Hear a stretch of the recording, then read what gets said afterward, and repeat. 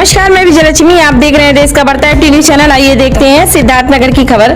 सिद्धार्थनगर जिले में आज एक 11 वर्ष बच्चे की हत्या का सनसनीखेज मामला सामने आया है। आरोपी फूफा ने अपने ही भतीजे की गला दबाकर मौत के घाट उतार दिया है। मामला सोहरतगढ़ थाना क्षेत्र के बेदली गाँव का है। मृतक सूर्य प्रकाश को ऑर्केस्ट्रा नाच दिखाने के बहाने उसका फूफा ले जाता है। रात का फायदा उठाकर उसकी गला घोट देता है, जहाँ उसकी मौत हो जाती है।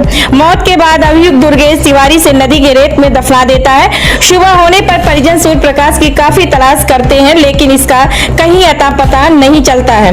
काफी खोजबीन के बाद परिजन इसकी सूचना थाने को देते हैं। तत्काल पुलिस इसकी जांच शुरू कर देती है। जांच में पता चलता है कि मृतक कल रात में दुर्गेश के साथ नाच देखने गया था। पुलिस ने आरोपी से सख्ती से पूछताछ किया तो उसने सारी हकीकत बयां कर दी। आरोपी दुर्गेश तिवारी अपनी पत्नी को बहुत प्रताड़ित करता था।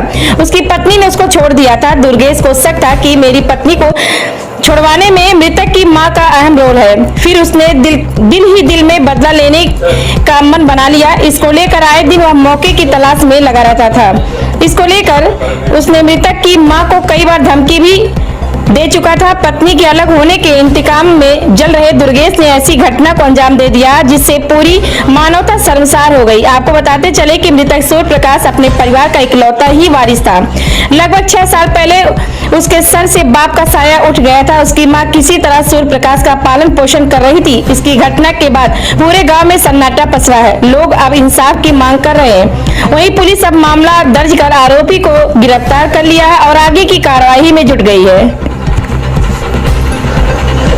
मृतक के हम बड़े पापा के लड़के हैं और यह घटना परसों रात में गांव के बगल में एक गांव बन रही है, वहीं पर ऑर्केस्ट्रा हो रहा था। वो जाने की जिद कर रहा था, लेकिन हमारी चाची जो है वो जाने नहीं दी।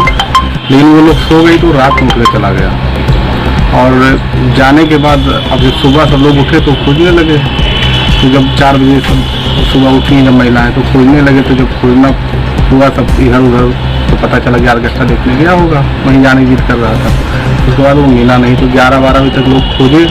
फिर 12 बजे फिर थाने पे आए तो एक जो लड़का था गांव का ही, वो कई बार उसके पहले धमकी भी दे चुका था। तो उसी को शक के बिना पे उसको उठवाया गया, मतलब उसके खिलाफ वो किया गया। उसका नंबर ट्रेस किया गया तो उसको पकड़ के लाए तो वही पूछताछ में बताया। फिर कल रात में 3:30 बजे लाश बरामद हुई। बताया कि मतलब उसने ही किया। सोहरतगढ़ थाना क्षेत्र में बैदौली गांव है, जहां पर एक 11 साल का बच्चा है जो कि कल से गायब हो गया था। उसकी सूचना थाने पर जैसे मिली थी वैसे ही तत्काल मुकदमा पंजीकृत हो गया था और उसमें एक टीम गठित किया था। उसमें लगभग आधा दर्जन संदिग्धों को ला करके थाने पर उससे पूछताछ की गई। एक संदिग्ध जो था उससे पूछताछ की गई तो उसने घटना को कबूल किया और उसकी निशानदेही पर जाकर के नदी में उसने बच्चे को मार के उसको नदी के किनारे छुपा दिया था बालू के नीचे। और उसकी निशानदेही पर उसको बरामद किया गया, बच्चे की डेड बॉडी को, और अभियुक्त को हिरासत में ले लिया गया है। बच्चे पे चोट के निशान हैं, उसको पोस्टमार्टम के लिए भेज दिया गया है। इसमें जो भी साक्ष्य हैं वो हमारी टीम के द्वारा संकलित किए जा रहे हैं। जो मृतक था वो जो आरोपी है उसका क्या लगता है सर? मृतक जो बच्चा है उसके मामा की बेटी इसकी पत्नी है जो अभियुक्त है।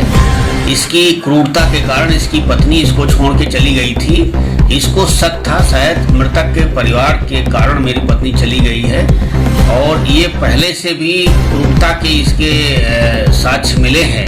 अपनी पत्नी के साथ भी क्रूरता इसने किया है और इस कारण से गांव में भी सभी लोगों ने इसके खिलाफ साक्ष्य दिया है और इसके साथ में जाते हुए बच्चे को देखा गया है और इसने घटना कबूल किया है। और इसको हम लोग 2 दिन में इसको चार्जशीट करा रहे हैं और 2 दिन में चार्जशीट कराने के बाद 1 महीने के अंदर इसमें हम कोशिश करेंगे कि इस अभियुक्त को कड़ी से कड़ी सजा मिल जाए। आखिर क्यों मारा?